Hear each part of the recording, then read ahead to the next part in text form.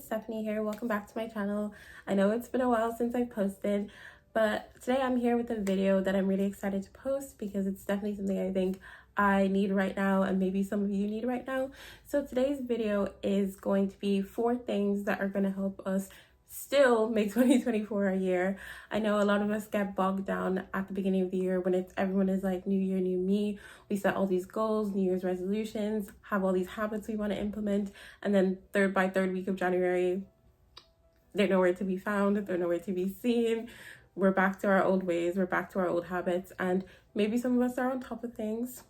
Kudos to you. But for people like me, I know that I had a lot of goals in mind as soon as the year started, and I haven't really been able to implement a lot of them in my life. So I really was feeling discouraged, and I feel like, you know, when you wallow in your discouragement, you just let that go on and on and on, and it's March, and I think that tomorrow is always a new day to start afresh, so why not start now? So that's why today's video is going to be how to still make 2024 your year, even if you're only starting to plan and implement goals in March. There's always still a chance to turn your situation around, make the year your year, and hopefully this video will give you guys some tips to help you. And honestly, hopefully I'll be able to look back on this video at the end of the year and think like, yeah, I did make 2024 my year. So without further ado, let's get into the video. So the first one is kind of stereotypical. I'm sure even in those videos that we all watched at the beginning of the year, like how to make 2024 your year, we all saw this, but I think it's still relevant now, and it's still relevant all the time, and that is plan, or at least write down some goals and things that you actually want to achieve. This can be in any way, and writing down can mean lots of different things for different people. It could mean using a digital planner, it could be using a journal, like I use a journal. Well, I'd call it more like a diary, a planner, to kind of plan my life and write down all the things that I want to achieve. And I think that writing things down kind of really makes things solid. But what I think that a lot of us do is we write down these big goals at the beginning of the year, and then it becomes like such a mountain. It's so hard, it's so high, we feel like we can't get there.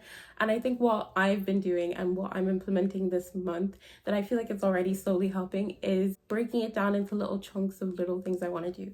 So for me, like for instance, losing weight is one of my goals, and this month one of my goals moving forward is to stop stacking as much. So it's not like a huge weight loss goal, it's not like a big thing, but I want to cut snacks out, if I can, completely by the end of the month.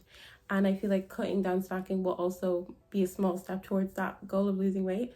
So I feel like, for instance, that's a small way you can implement things. Breaking things down into little things, or being specific about the things you want to do, will help you to be able to focus yourself and focus your goals, and, you know, work towards things that will eventually make this your year. The second thing that you can do is kind of a knockoff from the first one, but it's also to genuinely visualize the things that you want and how you want your year to be. I'm pretty sure we've all heard of mood boards and yearly boards. For me, my wall above my bed is all things that I want. So things like to do with health, to do with beauty, to do with quotes, Bible verses, things like that. All of the things I want to implement into my year. But obviously, if you don't have a wall to do this on, you can always just make a mood board. For instance, this is mine, you know, to things to do with fitness, things to do with my faith, things to do with healthy living, you know, things to do with travel, things to do with all sorts of things. Being able to visualize things, like literally seeing a picture of the things you want. Like I want community with people in my faith. I want to be able to travel this year. I want to continue learning the languages I'm learning this year. And I feel like being able to see that every day, I walk past it every day. And even if it's like you don't do it, it's a reminder. And one day that reminder will spark something in you, and you're going to get up and be like, yes, I'm gonna do this. So definitely would recommend getting a mood board. Start vision boarding and hang it up in a place where you can see it, and make sure that even if it's March and you feel like the year's already going so fast, because it is, there's still time and you can still work towards those things. Number 3, I would say, is get somebody to hold you accountable. For me, I'm kind of using this video to hold me accountable because I'm filming it, and so I want to be able to look back on my year and think like, yes, I filmed this video and I still made this year my year at the end of it. But if you don't have a video to look back on, I would just get a friend, a person in your life, a sibling, a parent, to just kind of keep you accountable, to check in on you and be like, hey, are you doing this? I mean, not in like an overbearing way, of course, but like, hey, how's this going? Or do you want me to help? Or do you need any motivation? You know, it's just good to have somebody that's going to kind of keep you accountable, because it's so easy for us not to keep ourselves accountable. And it's so easy for us to give ourselves, of course, we always need to give ourselves grace, but to give ourselves a little bit too much grace.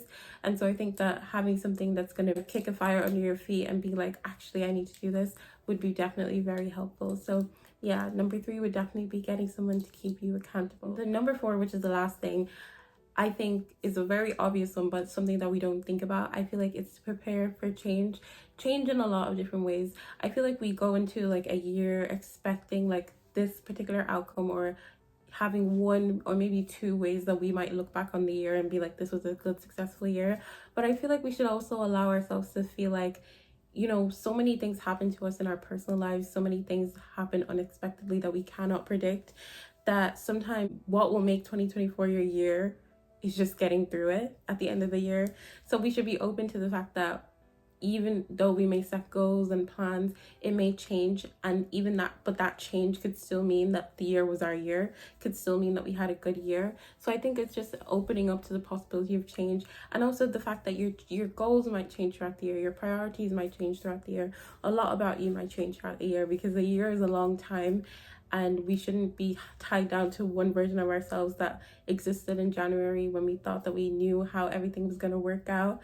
I think we should be open to the idea that change will happen, and change will bring a lot of different things. So I think we should definitely be open to change and things happening in the year, and changing as people, as well as changing our goals and our focuses. So yeah, that's basically all kind of the things that I'm going to be doing moving forward to try and help me make this year as best as I can. I feel like everybody's version of what will make a year their year is very different, and I think that you should make sure you're focusing on what that is to you and how you can achieve it the best for yourself. I hope that some of the like little tips in this video will be able to be helpful in at least changing your mindset moving forward with the rest of the year. I feel like I was very tied down to the thought of a new year, new me, and as soon as I wasn't even doing any of my habits, I was very discouraged and very down. But I feel like now I'm already feeling so much more motivated. I'm just starting and taking every day as it comes, and hopefully hoping that each day will bring me closer and closer to how I envisioned my year to be by the end. So that's it for today's video, guys. I know it's a short one, but I just wanted to come back on a kind of like a motivating, positive note. I've been away for a while, but you can expect some new videos from me. I plan to post mainly like lifestyle, fashion, maybe some book content, because I definitely want to get back into reading and maybe even writing. So maybe some content to do with that. But yeah, you can expect a lot of different things from this channel. I'm really excited for what this month has to bring, and then what the rest of the year has to bring, and I hope 2024 is a really good year for you and everybody else. If you want to talk about what your goals are, what you want to achieve, how you want to stay motivated, how you're keeping yourself accountable, leave that all down in the comments below. I'd love to read about how you guys are keeping up, and if you've been keeping up with your goals since January, give us some motivation down below, because we need to be doing what you're doing, I'm sure. That's it for today's video. Thank you so much for watching, and I hope you have a good rest of your day. Goodbye.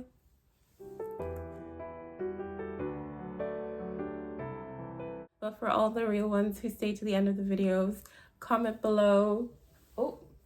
Comment below heart pillow and I'll know that you stay to the end of the video.